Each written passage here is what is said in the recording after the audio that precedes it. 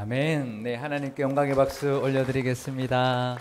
네, 옆 사람과도 인사하시겠습니다. 반갑습니다. 축복합니다. 사랑합니다. 네, 뭐 지난주도 그렇고 이번 주도 그렇고 설교를 거의 이제 다 알고 이제 곡을 선정한 것 같이 주만 바라보는 이제 오늘 말씀도 이제 그 말씀인데요.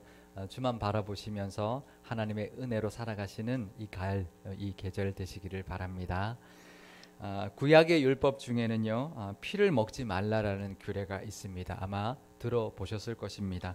레위기 17장 10절 말씀을 제가 읽어드리겠습니다. 이스라엘 집 사람이나 그들 중에 거류하는 거류민 중에 무슨 피든지 먹는 자가 있으면 내가 그 피를 먹는 그 사람에게는 내 얼굴을 대하여 그 백성 중에서 끊으리니. 그래서 예전에는 그 교회 다니는 분들 중에서요, 선지 해장국을 먹지 않는 분들이 있었어요. 왜냐하면 성경에서 피를 먹지 말라 했으니까. 어떤가요? 성경에서 지금 피를 먹지 말라고 했는데 선지 해장국을 먹어도 될까요? 안 될까요? 나 선지 안 좋아해. 그렇게 속으로 생각하시는 분 계실 텐데, 이런 취향의 문제가 아니고요. 성경에서 피를 먹지 말라고 했는데 기독교인으로서 선지를 먹어도 될까? 안 될까? 그런 차원에서 한번 생각해 보려고 합니다. 그러니까 이것은 이 단순히 피를 먹지 말라라는 이 규례 하나만에 해당하는 게 아니라 이 규례를 통해서 우리가 하나님의 그 마음과 그 뜻을 우리가 깨닫는 시간이 되어 보고자 합니다. 이제 피를 먹지 말라고 했는데요. 선지도 그렇지만 순대도 그렇습니다. 순대 드시죠? 순대 안에 피가 들어갑니다. 또 고기는 어떠세요? 우리 육회 좋아하세요? 육회 안에 피가 들어 있잖아요. 육회는 먹으면 될까요? 안 될까요? 고기는 어떤가요? 고기도 이렇게 우리가 굽기 전에 놔두면 피가 스며 나옵니다. 그 고기 안에 피가 들어 있으니 피를 먹지 말라고 했는데 그 고기를 먹어도 될까? 구워 먹어도 될까? 라는 것이죠. 하나님께서 노아의 방주 사건 이후에 사람들에게 고기도 음식으로 먹을 수 있게 허락해 주셨습니다. 사실 그 전에는 채소와 이제 그 열매만 먹을 거리로 허락해 주셨는데 노아의 방주 이후에 고기를 먹게 해주셨습니다. 창세기 9장 3절에서 4절 말씀을 우리 함께 읽어보겠습니다. 모든 산 동물은 너희의 먹을 것이 될지라 채소같이 내가 이것을 다 너희에게 주노라. 그러나 고기를 그 생명되는 핏째 먹지 말 것이니라. 아멘. 그러니까 노아 시대에 하나님께서 분명히 모든 산 동물을 다 먹게 해주셨다라고 말씀하고 있습니다. 하지만 이 하나님의 말씀은 핏째 먹지 말라라고 하셨습니다. 그러니까 육류를 날 것으로 먹지 말라는 말씀이고요. 왜 그러셨을까요? 왜 핏째 먹지 말라고 하셨을까요? 또 이 레위기에 말씀하고 계시는 피를 먹지 말라고 하는 이 규례는 또 무슨 의미가 있을까요? 현대를 살아가고 있는 우리들에게 이 말씀과 이 규례는 어떤 의미가 있을까? 오늘 한번 살펴보려고 합니다. 피를 먹지 말라고 하는 이 규례, 이 단순히 이 한 규례뿐만 아니라 이 규례를 통하여 하나님이 주신 이 규례들 속에 담겨 있는 의미와 하나님의 뜻을 살펴보고 그 은혜를 깨닫는 시간이 되시기를 바랍니다. 시내산에서 주셨던 율법에는 제사의 규례가 있고 또 생활의 규례가 함께 들어 있습니다. 생활의 규례 안에는 위생 개념이 들어 있는데요. 육류를 핏째 먹는 날것으로 먹는 것이나 또 피를 익히지 않고 먹을 때는 그 당시의 위생 상태로는 얼마든지 건강에 위협이 될 수 있었습니다. 지금은 신선한 육회를 먹어도 위생적으로 안전할 수 있습니다. 그렇죠? 신선하게 그렇게 안전하게 우리 요리를 하면 육회도 전혀 문제가 되지 않지만 사실 그 당시는 그렇지 않았습니다. 그런데 이방 사람들, 애굽 사람들과 가나안 족속의 사람들은 비위생적인 상태에서 핏째 날것으로 먹었고요. 피를 먹었다라는 것입니다. 그러니 이스라엘 백성들도 그들을 따라서 그렇게 먹다 보면 탈이 날 수도 있고 병에 걸릴 수도 있었기 때문에 이스라엘 백성들의 건강과 생명을 지켜주시기 위해서 주셨던 율법이 바로 이 생활의 규례였습니다. 그래서 이 율법은 그 당시 사람들은 이해할 수 없었을 것입니다. 하나님 왜 남들은 다 먹는데 다른 민족은 다 먹는데 왜 우리는 먹지 말라 그러시나요? 하지만 그 하나님의 깊은 뜻이 담겨져 있었다라는 것입니다. 들에서 죽어 있는 들짐승도 먹지 말라고 한 것도 같은 맥락의 규례였습니다. 레위기 17장 15절에서 16절 말씀을 제가 읽어드리겠습니다. 또 스스로 죽은 것이나 들짐승에게 찢겨 죽은 것을 먹은 모든 자는 본토인이거나 거류민이거나 그의 옷을 빨고 물로 몸을 씻을 것이며 저녁까지 부정하고 그 후에는 정하려니와 그가 빨지 아니하거나 그의 몸을 물로 씻지 아니하면 그가 죄를 담당하리라. 그러니까 길에 죽어 있는 들짐승 이제 잡아먹을 수도 있지만 먹을 수도 있지만 그 들에 죽어 있는 것이 병에 걸려서 죽었을 수도 있고요. 또 다른 동물에 의해서 죽임을 당했다 하더라도 얼마든지 죽은 상태에서는 세균이 들어갈 수 있기 때문에 먹지 말라는 것입니다.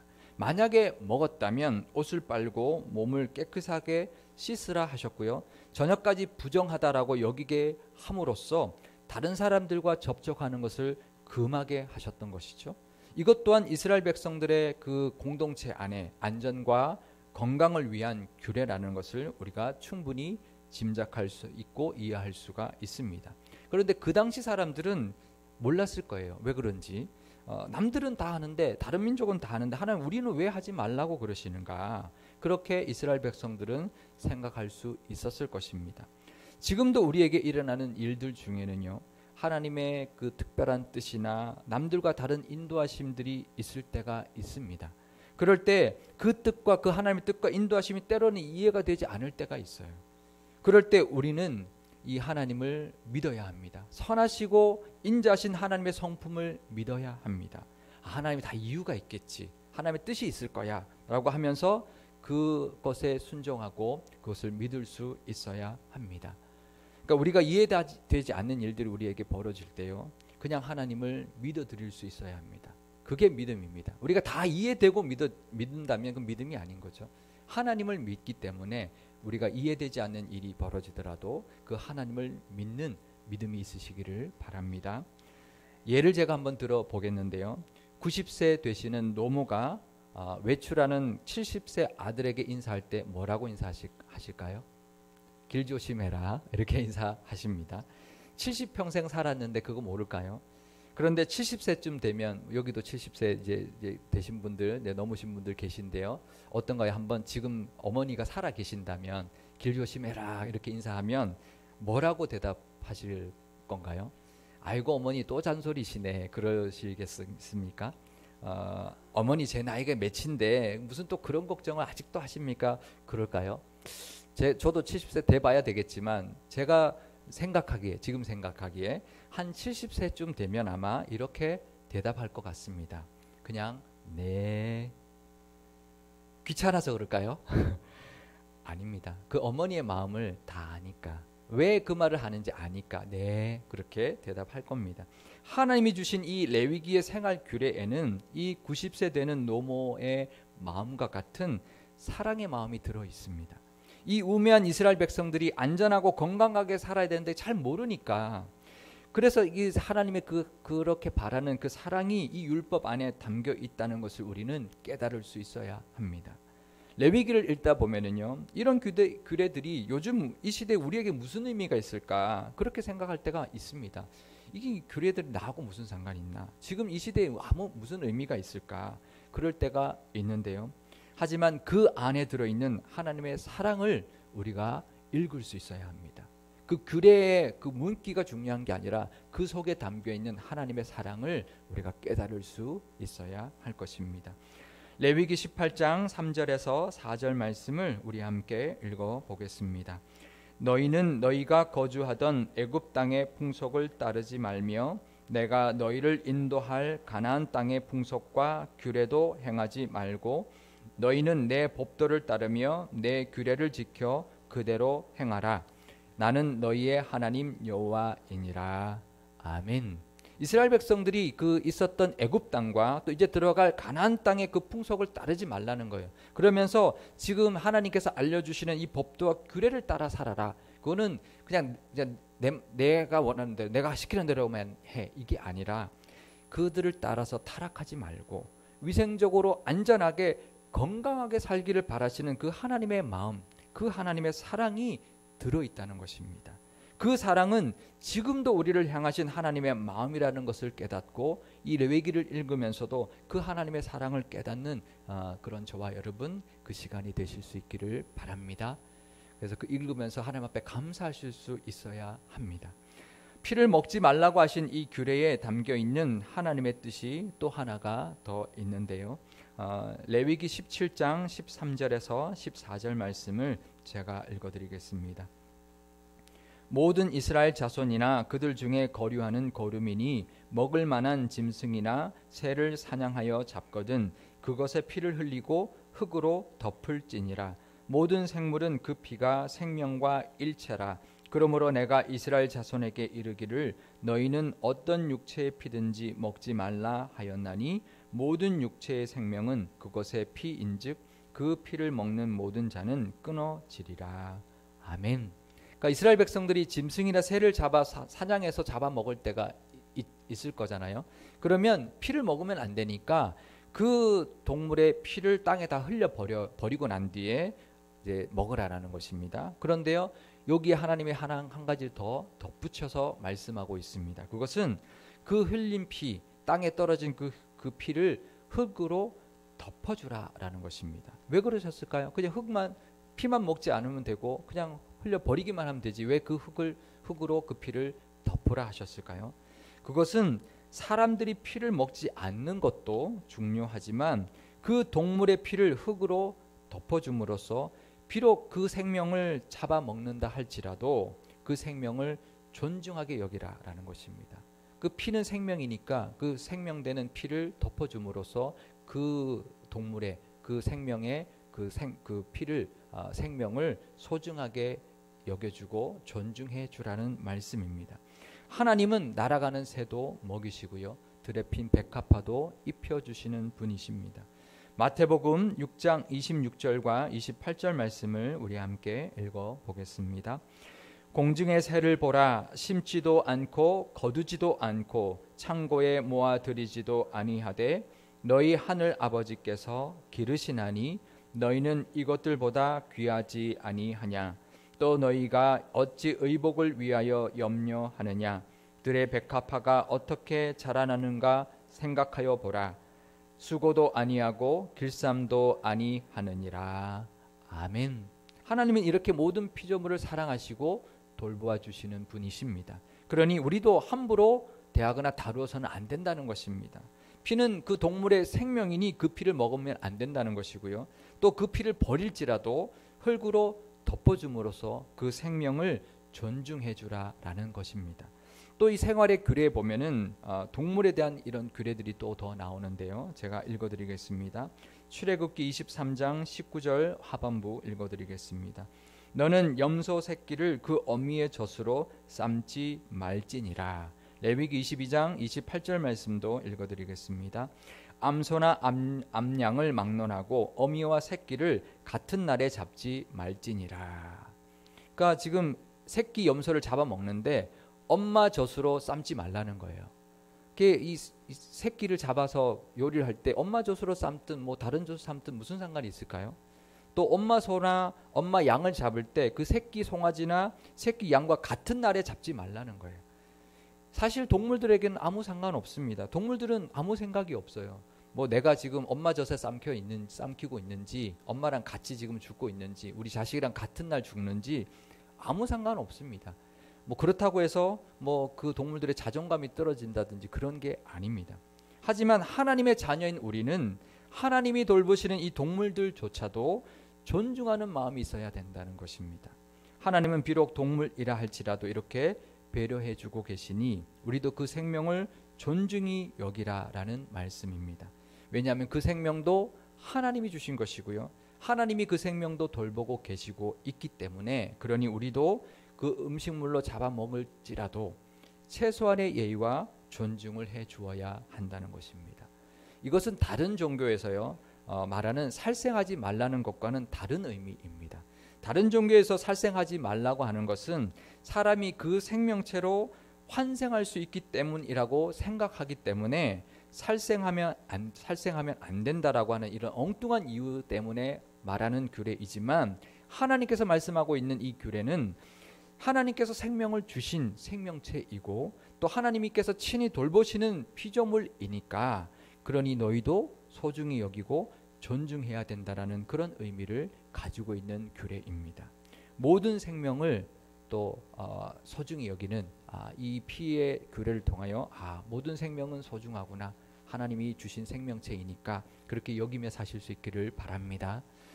피를 먹지 말라고 하는 이 규례의 마지막 이유는 바로 그 피는 속죄를 하는 데 쓰이는 피이기 때문에 그렇습니다. 레위기 17장 11절 말씀을 우리 함께 읽어보겠습니다. 육체의 생명은 피에 있음이라 내가 이 피를 너희에게 주어 제단에 뿌려 너희의 생명을 위하여 속죄하게 하였나니 생명이 피에 있으므로 피가 죄를 속하느니라. 아멘. 구약시대에는 이 동물의 피를 제단에 뿌려서요, 그 백성들의 생명을 죄에서부터 살리기 위해서 속죄 제물로 썼기 때문에 그렇습니다. 그러니 그 피는 함부로 다루어서는 안 되고 또 먹거나 그래서는 안 된다는 것입니다. 그 피가 우리를 속죄하는 제물이기 때문에 그렇습니다. 구약의 생활율법에는 위생 개념도 들어있지만 또 들어있는 의미가 하나 더 있는데요. 그것은 바로 예수님의 십자가의 은혜가 그 규례 안에 들어있습니다.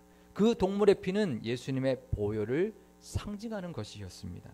그러니 제사 때 제단에 뿌려지는 그 제물의 피는 십자가에서 이제 흘리게 되실 예수님의 보혈을 예표하고 있는 것이니 그러니 그 피는 먹으면 안 되는 것이죠. 그리고요, 그 피를 먹지 말라는 이 규례를 지키게 하심으로써 피는 먹으면 안 된다라고 그 규례를 지키게 하심으로써 피를 속죄의 상징으로 기억하게 하셨고 바로 그 예수님의 보혈을 예표하는 그런 율법으로 주셨던 그 규례였다라는 것입니다. 그래서요, 이제는 2000년 전에 예수님께서 십자가를 지심으로 우리의 모든 죄를 대속해 주셨고 그 흘리신 보혈로 말미암아 우리가 단번에 영원하고 완전한 제물이 하나님이 예수님께서 되어 주셨습니다. 그래서 이제는 우리가 그 제물의 피의 제사를 더 이상 드리지 않게 되었습니다. 그러니 이제 피를 먹지 말라고 하는 이 규례의 영적인 의미는 이제 더 이상 소용이 없습니다. 그러니까 더 이상 의미는 없어진 것이나 다름없습니다. 왜냐하면 이 피가 예수님의 보혈을 상징했기 때문에 그 동물의 피가 아니라 이제는 기억할 것이 예수님의 보혈, 그것만 기억하면 되기 때문에 그렇습니다. 그래서 이제 피를 먹지 말라는 이 규례 대신에 이제는 십자가를 붙들면 되고요, 십자가의 보혈만 기억하면 되기 때문에 이제는 이 피에 대한 영적인 의미를 더 이상은 우리가 기억할 필요가 없고 예수님의 보혈로 대신하면 되는 것입니다. 그러면 이제 이 피를 먹지 말라는 규례는 우리가 어떻게 받아들여야 할까요? 그 규례가 단순히 그 규례 때문에 우리가 선지를 먹어야 되나, 피를 먹으면 되나 안 되나의 문제가 아니라 그 피를 먹는 것, 그것에 따라서 하나님 그 말씀, 그 규례를 통해 주시는 하나님의 사랑과 그 은혜를 우리가 볼 수 있어야 된다는 것입니다. 그래서 그 규례 때문에 우리가 먹어야 되나 말아야 되나 이거 고민할 필요 없고요. 이제는 취향에 따라서 얼마든지 우리가 선지도 먹어도 되고 순대도 먹어도 되고 육회도 먹어도 되고 고기도 드셔도 됩니다. 왜 그럴까요? 좋으시죠? 먹고 싶으면 먹어도 되니까. 왜냐하면요, 예수님께서 모든 음식은 다 깨끗하다라고 말씀해 주셨기 때문입니다. 마가복음 7장 18절에서 19절 말씀을 제가 읽어드리겠습니다. 예수께서 이르시되 너희도 이렇게 깨달음이 없느냐? 무엇이든지 밖에서 들어가는 것이 능히 사람을 더럽게 하지 못함을 알지 못하느냐? 이는 마음으로 들어가지 아니하고 배로 들어가 뒤로 나감이라. 이러므로 모든 음식물을 깨끗하다 하시니라. 아멘. 예수님이 깨끗하다 하셨어요. 하지만 이 피를 먹지 말라는 이 규례는 그러면 이제는 우리에게 소용없는 규례가 아니라 이 규례를 통해 우리가 기억해야 할 것이 있습니다. 그것은 바로 그 규례를 통해 그 이스라엘 백성에게 주셨던 하나님의 사랑, 또 하나님의 보살펴 주심, 그리고 십자가의 은혜를 이 규례를 통해서 깨달아야 한다는 것입니다.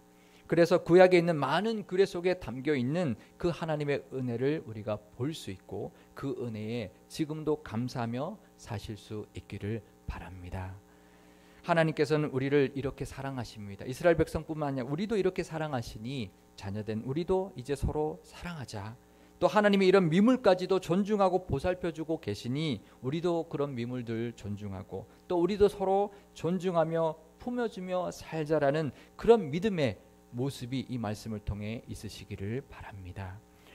이제 우리 교회도 새 시대 앞에 서 있습니다. 예수님 십자가의 은혜로 새 시대가 열렸던 것처럼, 그래서 이제는 십자가만 바라보면 되는 시대가 되었던 것처럼 우리 교회도 이제는 십자가만 함께 바라볼 수 있기를 바랍니다. 십자가 아래서 우리가 하나 되고요, 십자가로 주시는 사명을 함께 감당하는 교회가 될 수 있기를 바랍니다.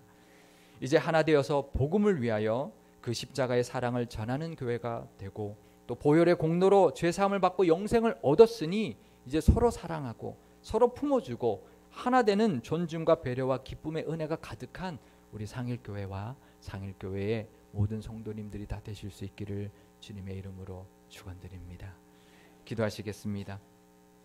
사랑과 은혜가 가득하신 하나님 아버지, 피를 먹지 말라 하신 이 규례에도 우리가 이해하지 못했던 하나님의 사랑이 담겨있는 규례였다는 것을 깨닫게 해주시니 감사드립니다. 지금도 우리 삶 속에는 이해되지 않는 일들이 참 많이 일어납니다. 그 안에도 분명히 하나님의 사랑과 은혜가 있음을 믿을 수 있는 믿음을 허락하여 주옵소서. 또 모든 피조물을 사랑하시고 돌보시는 하나님께서 우리도 돌보아 주실 것이라는 것을 믿는 믿음도 더하여 주셔서 그 믿음 붙들고 하나님 의지하며 승리하며 살아가게 하여 주옵소서.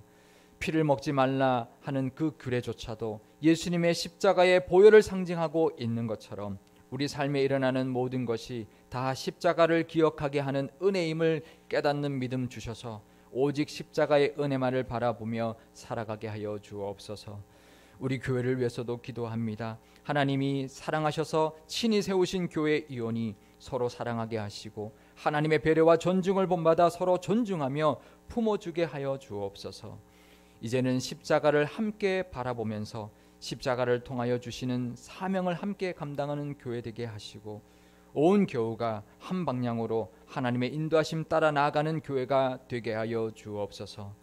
그래서 하나님의 은혜만을 바라보며 그 은혜를 누리고 이 지역에 나누는 교회가 되게 하여 주옵소서. 우리 구주 예수 그리스도의 이름으로 기도드리옵나이다. 아멘.